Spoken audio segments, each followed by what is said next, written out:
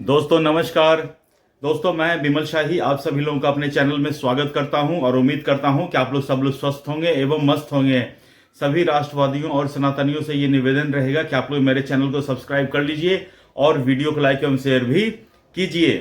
दोस्तों देश में आजकल अविश्वास प्रस्ताव का मौसम चल रहा है, जिसे देखिए वो एक अविश्वास प्रस्ताव जो है वो लेकर संसद में पहुंच जाते हैं। कल ही अभी कांग्रेस ने लोकसभा स्पीकर ओम बिरला के खिलाफ अविश्वास प्रस्ताव लाए थे और उस पर चर्चा भी हुई। हालांकि लोकसभा स्पीकर के खिलाफ जो अविश्वास प्रस्ताव लाया गया था वो ठहर नहीं पाया, वो रिजेक्ट हो गया, क्योंकि कांग्रेस के पास उतने नंबर ही नहीं है, विपक्ष के पास उतने नंबर ही नहीं है, वोटिंग कराने तक की नौबत नहीं आई, ध्वनि मत से ही रिजेक्ट हो गया। लेकिन हां, इसका एक आउटपुट आया, कांग्रेस को 10 घंटे बहस करने का मौका मिला और भारतीय जनता पार्टी ने कांग्रेस का ऊपर से लेकर नीचे तक इज्जत उतार कर रख दिया। जितने भी कांग्रेस के करतूत थे सबको एक एक करके निशिकांत दुबे ने सामने लाकर रख दिया। निशिकांत दुबे की एक खासियत मैं जानता हूं, अगर वो किसी की इज्जत उतारने पर आते हैं तो वो दादी नानी मम्मी सब एक करके रख देते हैं। यही हाल हुआ कल कांग्रेस का सदन में। खैर, अभी लोकसभा स्पीकर का अविश्वास प्रस्ताव का मामला भी ठंडा ही हुआ है कि अब जानकारी में आ रही है कि ममता बनर्जी की पार्टी टीएमसी वो chief election commission Gyanesh Kumar के खिलाफ अविश्वास प्रस्ताव लाएंगे और इसके लिए वो लोकसभा में नोटिस भी दिए हैं। अब देखना यह है कि हालांकि ममता बनर्जी के पास भी नंबर नहीं है, लेकिन ये प्रस्ताव भी औंधे मुंह गिरना ही गिरना है। लेकिन तो क्या ऐसा क्यों, मतलब विपक्ष की पार्टियां ऐसा बार बार क्यों कर रही है? कभी चीफ जस्टिस ऑफ इंडिया के खिलाफ, कभी प्रधानमंत्री के खिलाफ, कभी उपराष्ट्रपति के खिलाफ, कभी स्पीकर के खिलाफ, चीफ इलेक्शन कमीशन के खिलाफ। हर हमेशा कांग्रेस हो या विपक्ष की पार्टियां हैं वो अविश्वास प्रस्ताव एज ए टूल लेकर घूम रही हैं। हालांकि वो जानते हैं कि उनके पास बहुमत नहीं है, लेकिन फिर भी वो उसे एक सांकेतिक तौर पर लेकर आना चाहती हैं कि देश में कुछ विरोध ऐसा दिखे कि हम लोग कुछ फाइट कर रहे हैं। लेकिन दोस्तों कभी कभी मुझे लगता है ना कि ये विपक्षी पार्टियां अपनी जो फ्रस्ट्रेशन है वो दिखा रही हैं, अपनी जो कुंठा है वो सामने लाकर दिखा रही हैं। मुझे नहीं लगता है कि इस समय अविश्वास प्रस्ताव लाने की जरूरत है, वो भी स्पीकर के खिलाफ या चीफ इलेक्शन कमीशन के खिलाफ है। आप देखिए ये लोग क्यों बौखलाए हुए क्यों हैं? क्योंकि चीफ इलेक्शन कमीशन जो है बंगाल में एसआईआर का काम करवा रहे हैं। एसआईआर का मतलब होता है स्पेशल इंटेंसिव रिवीजन, मतलब कि वोटर लिस्ट का शुद्धिकरण का काम कर रहे हैं। अब देखिए, अब ममता बनर्जी अपनी विचारधारा बदल सकती है, लेकिन चीफ इलेक्शन कमीशन वो भारत के संविधान के प्रति वफादार हैं और वो चाहते हैं कि वोटर लिस्ट में शुद्धिकरण टाइम टू टाइम होना चाहिए। और ये इलेक्शन कमीशन का काम है, ये चुनाव आयोग का काम है। ऐसा नहीं है कि वो जबरदस्ती कर रही है। इससे पहले 2003 में भी एसआईआर का काम हुआ था, लेकिन उस समय इतनी हाई तौबा किसी ने मचाई नहीं थी। लेकिन अब जो है इसे लेकर बहुत हाई तौबा मचाया जा रहा है। बिहार में भी दोस्तों इससे पहले एसआईआर का काम हुआ था। एसआईआर का काम हुआ था और सक्सेसफुली चुनाव आयोग ने बहुत अच्छे तरीके से वहां एसआईआर किया और नए वोटर लिस्ट, जो संशोधित वोटर लिस्ट था, उसके आधार पर चुनाव भी हुआ। अब यही काम पश्चिम बंगाल में, यही काम उत्तर प्रदेश में, यही काम तमिलनाडु में, यही काम केरला में, यही काम असम में हो रहा है। लेकिन इसमें सबसे ज्यादा जो बेचैन है वो ममता बनर्जी। दोस्तों ममता बनर्जी का देखिए, जब वो सत्ता में नहीं थी, जब बंगाल में लेफ्ट का शासन चलता था, तो यही ममता बनर्जी फाइट करती थी कि जो लेफ्ट वाले हैं वो बांग्लादेशी वोटर से चुनाव जीत रहे हैं। उसके बाद जब एक बार ममता बनर्जी की सरकार सत्ता में आती है, उसके बाद ममता बनर्जी जो है उन्हीं बांग्लादेशी वोटर्स, उन्हीं घुसपैठियों को लेकर ढाल बनकर खड़े हो गई हैं। और वो साफ साफ कहती हैं कि कोई बांग्लादेशी को घुसपैठियों को छूकर तो दिखाओ। तो यही सब चीज को लेकर ममता बनर्जी अपने स्टैंड से 180 डिग्री पलट चुकी हैं और पलटने के साथ अब उन्हें उन घुसपैठियों को वो अपना वोटर मानती हैं।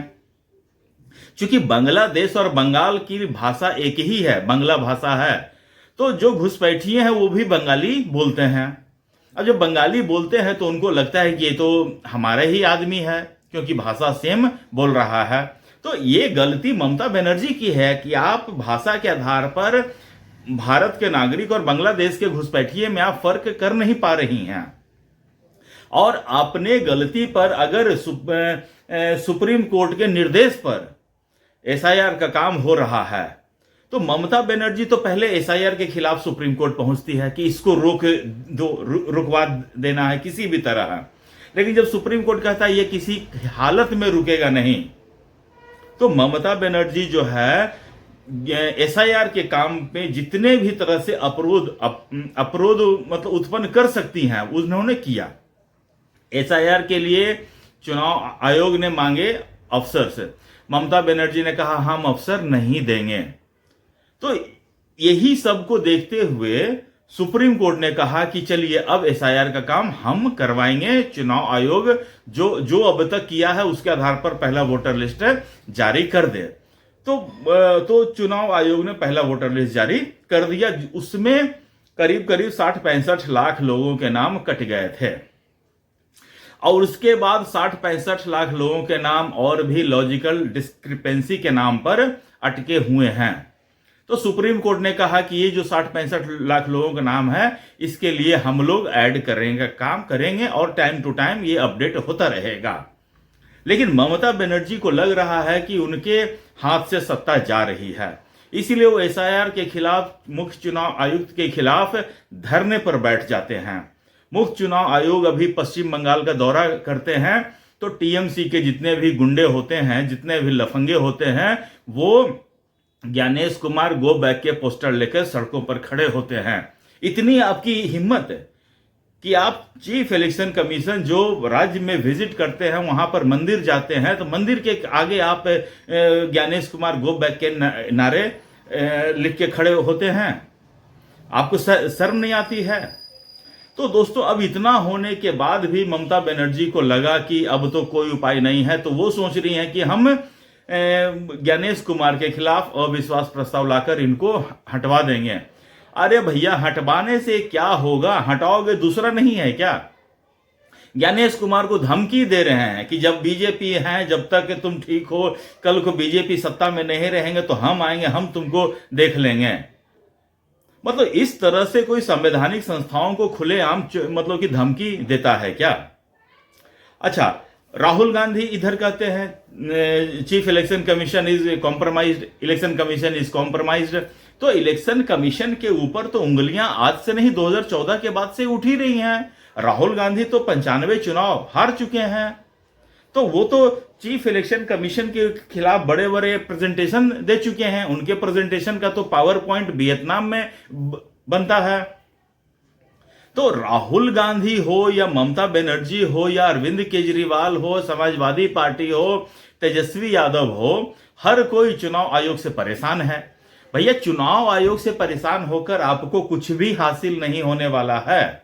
आपकी जनता में स्वीकार्यता ही नहीं है, आपको जनता स्वीकार ही नहीं कर रही है। और मुझे लगता है कि ममता बनर्जी को इस बार यह लग गया है कि अगर 1.5 करोड़ वोटर अगर कटते हैं, 1 करोड़ 20 लाख वोटर कटते हैं, अगर हर वोटर से 30-40 लाख ऑलमोस्ट कटे ही कटे हैं, तो इसमें ममता बनर्जी की हार तो पक्की दिख ही रही है। तो ममता बनर्जी सत्ता नहीं खोना चाहती है, सत्ता की चाह उनको इतनी है कि वो खुलेआम धमकी दे रहे हैं। अब देखिए, अगर ज्ञानेश कुमार के खिलाफ अविश्वास प्रस्ताव आता है तो हो सकता है कि इसके ऊपर सदन में चर्चा हो, या फिर हो सकता है इसे कि लोकसभा के स्पीकर इसको एक्सेप्ट ही ना करें, क्योंकि एक्सेप्ट करने के लिए भी कुछ नंबर ऑफ सांसद के जो होते हैं सिग्नेचर होने चाहिए। तो चलिए मान लेते हैं कि वो लोग सिग्नेचर करके इसको पेश कर देंगे, तो बहस होगी, चर्चा होगी तो ये इसमें जीत ही नहीं पाएंगे और उल्टे कांग्रेस को या टीएमसी को फिर अपनी मुंह की खानी पड़ेगी। बीजेपी वाले आरोप लगाएंगे ही लगाएंगे कि सोचिए, जब MS Gill chief election commission थे, अपनी नौकरी छोड़ने के बाद उन्हें कांग्रेस की सरकार में मंत्री बना दिया जाता है। तब इलेक्शन कमीशन कॉम्प्रोमाइज्ड नहीं था, तब इलेक्शन कमीशन बहुत अच्छा से काम कर रहा था, क्योंकि वो उनके फेवर में काम कर रहे थे। टीएन सेशन का नाम इलेक्शन कमीशन के जितने भी हैं, उनका नाम स्वर्ण अक्षरों में लिखा जाता है, क्योंकि उन्होंने चुनाव में पारदर्शिता लाने का काम किया था। लेकिन क्या आपको पता है कि टीएन सेशन चुनाव आयोग की पोजीशन से हटने के बाद कांग्रेस के टिकट पर लाल कृष्ण आडवाणी के खिलाफ चुनाव लड़ चुके हैं। यही हाल हुआ था नवीन चावला का। नवीन चावला जी तो मतलब कि आउट ऑफ नोवेयर से लाकर उनको चीफ इलेक्शन कमीशन बना दिया जाता है। तो क्या ये सब सवाल उठेंगे? नहीं, बिल्कुल उठेंगे। तो कांग्रेस हो या टीएमसी हो, अपनी जो है छीछा लेदरी संसद के भवन में खुद करवाती है और स्वयं ही जिम्मेदार है। मुझे नहीं लगता है कि टीएमसी कितना भी कोशिश कर ले, इस बार वो एसआईआर का काम रोक पाएगी, और जितना ममता बनर्जी बौखलाएगी उतना ही ज्यादा उनके हाथ से चुनाव फिसलता हुआ मुझे दिख रहा है फिलहाल। तो दोस्तों, मुझे आज के लिए इतना ही अपडेट देना था। आप लोग अपना ख्याल रखिए, स्वस्थ रहिए, मस्त रहिए। तब तक के लिए नमस्कार, बाय।